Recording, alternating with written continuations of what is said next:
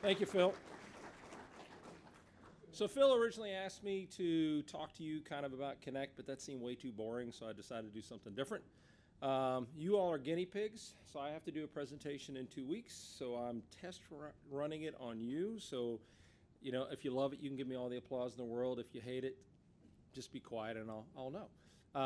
So I'm going to have to go a little fast because I only have 10 minutes here, and this is supposed to be a 20-minute presentation, but that's okay. So the request that was made of me was to kind of talk about energy as a transitioning marketplace. Seemed kind of odd to me because the request made it sound like this is something new, like energy is going through a big, massive change right now. So I decided to go back in history a little bit. I'm not going to run through all these, and these dates aren't perfect. These are dates in which things were happening, not necessarily when they started. But any of you that have a little bit of gray hair and been doing this for a while can remember the vast majority of these events. And the point being, if we go all the way back to 92, so what's that, 27 years ago, energy has never been static. It changes every single day. I mean, we can kind of go through this, at any given point in time, we either have too much energy or not enough energy. The price goes all over the place.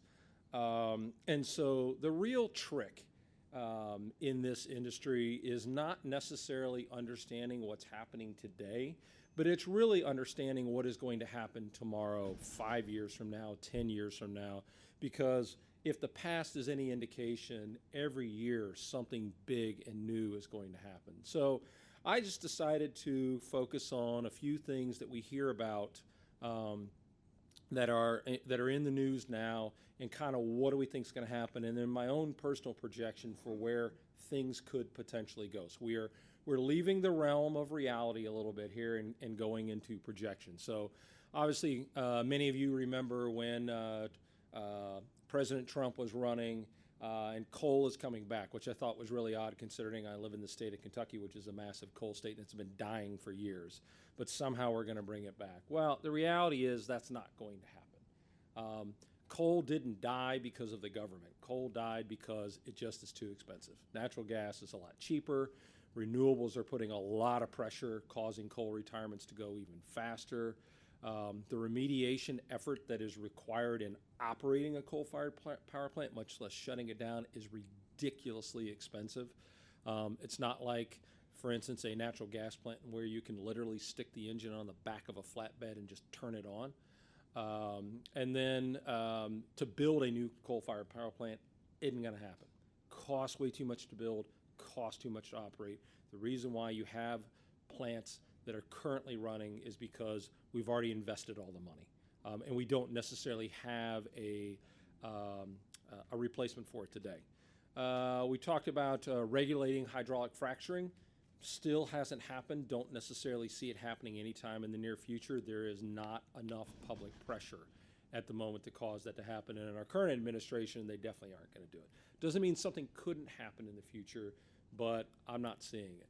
And then the third one, there's this idea out there that renewables make energy cheaper, right? Because the sun is free. We all know that, right? Wind is free. Well, the reality in terms of the way we operate today, that's not actually true. The way we operate today, the more we rely upon renewables, the more expensive energy gets. And there's a lot of reasons for that, not the least of which is because they are not reliable. The sun isn't out all the time. The wind doesn't always blow, or certainly doesn't blow where we want it to blow. When you're talking about hydro, depending upon the nature of the hydro, the water doesn't always run at the rate we want it to. In order for the grid to handle that, it costs a lot more money. So yes, it's great that we utilize those, but it's not necessarily making it less expensive for us on our power needs. So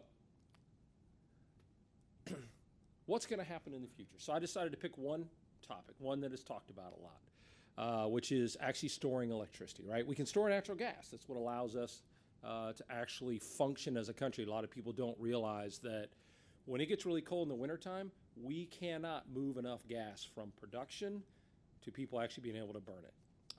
If you would have gone back when we had the epic winter, so a couple years ago, and done the math, when we came out of the winter, had we had a really hot summer and burned a lot of gas, we ended up having a mild summer, but had we had a hot summer, we would have had a problem going into the next winter of being able to store enough gas in order to have the amount we needed for the next winter. Wasn't really talked about, but that was true. So we have this idea of storing electricity, and what would that do to us in terms of the North American energy markets? What opportunities would that create for us? And is it even a reality? So let's just pick on one thing. Let's pick on Tesla. So Mr. John Bodine's here. He hates Tesla because, well, actually, you love Tesla. You just like betting against them.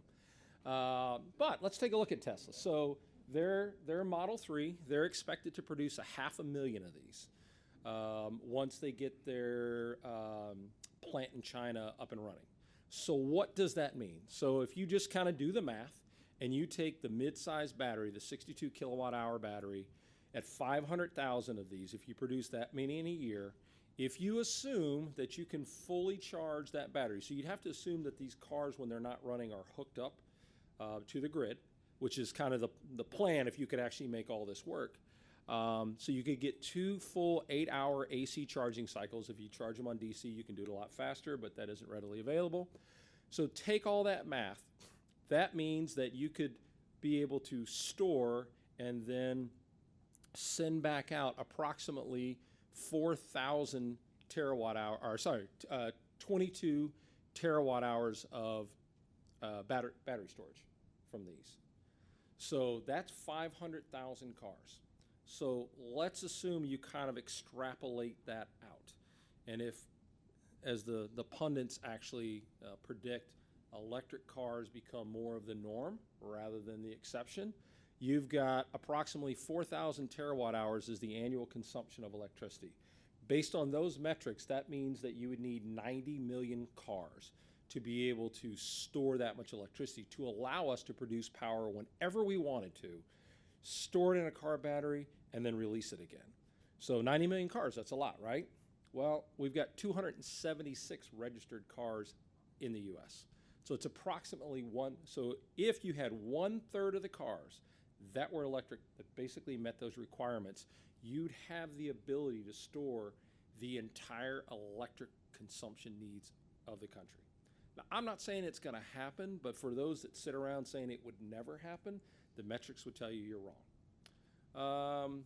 And unfortunately, I meant to put what the average car life in here, and I don't have it yet, because that would just kind of give you an idea of how fast it would take to turn over the existing gas combustion cars to get there. So what would it mean if we actually had the ability on any large scale to store electricity? Obviously, you would have a lot more opportunities in terms of hedging your price if you are a consumer.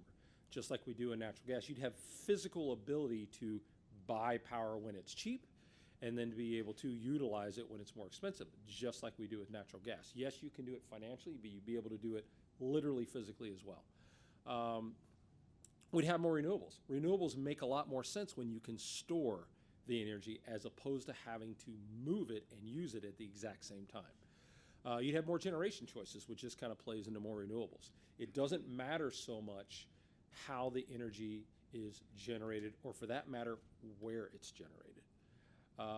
Obviously, you'd have improved efficiency in terms of the entire the grid system, because if you could actually move the batteries themselves as opposed to having to move the electricity across these long lines and get all that line loss, that would give you some flexibility. I'm not going to go through all these. The emissions are kind of obvious. Your car in your house could suddenly be a moneymaker. You actually act as part of the grid, and you can store that electricity for a fee. So all this is being talked about out there in the news. These aren't my ideas. You probably would see more electrification of process. We've already shown that a electric car can actually have quite a bit of torque, something we never thought could happen, a lot of speed. They can accelerate very fast. Now think about machinery that today we utilize oil, natural gas, something else in order to be able to get the combustion that we need and the power that we need. And from a pricing standpoint, if electricity suddenly became a lot cheaper and you could store it, you may see more machinery moving towards being electrified. What are the other potential opportunities and effects? This one's always the interesting one to me. Potentially unlimited range. I still believe that we look at the electric car completely wrong. We keep trying to figure out how to charge it fast. It's completely unnecessary. What you need to focus on is figuring out how to replace the batteries. So you've got actually a concept car down there where they put all the batteries on the bottom, and when they need to recharge, they just pull the batteries out and they put new ones in that are already charged. So think about going to your gas station and just, as opposed to filling up your tank, you go, yeah, just switch out my batteries. You'd have to have a common battery, just like we do with plugs in the wall. You couldn't have a million different types, but it is possible. So we kind of talked about coal a little bit. Well, what about nuclear? I mean, one of the things we like about nuclear is it's cheap, zero emissions, but if you start moving towards battery storage and we have a higher reliance upon renewables, does that cause nuclear to start going down the same road as coal is? You already have some countries that have moved down the road of phasing out nuclear. In this country, we kind of went through we didn't build any nuclear for 30 years. We had a bunch of plants on the board, and now we've kind of backed off of nuclear again. Where would the price of power go to? I don't have that answer, but it's not going to go up as a result of this. It's going to go down. And it could actually, the more you're relying upon renewables that don't necessarily create the problems they do today, power could get pretty cheap. So what happens to natural gas at this point? Does the ability to store electricity start putting pressure on the natural gas market? Do we move towards more electrified options that don't require natural gas? Do you actually see natural gas production of electricity stop in terms of its increase? Because it's been moving up every single year. Does it potentially start going down? I don't have the answers to that question, but then what does that cause the price of natural gas to do? Presumably it would cause it to go down. So you kind of get this spiraling effect that the price of energy is just going down into the basement. What about electric planes? First of all, they exist today. This isn't some brand new concept. The first one was actually created in 1957. But in terms of on a commercial basis, there are companies out there, EasyJet's in partnership with a company I can't pronounce or never heard of, to actually build, it's like a 189 passenger electric plane. So the difference is, if I got my math right here, that a fuel-based plane's got like 40 times more thrust than an electric plane would.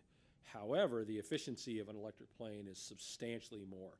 So they believe with technology, eventually they can bridge that gap to where an electric plane is a possibility, as opposed to a consumption plane. Looks a little different because all the engines are actually sitting in the wing. You don't have anything outside the plane itself.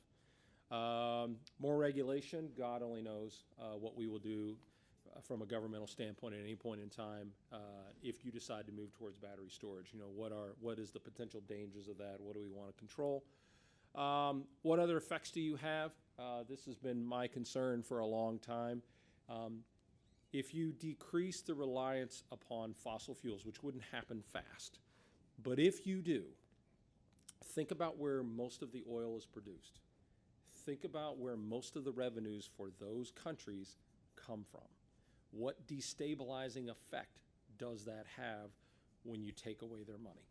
That's what I get really, really concerned about.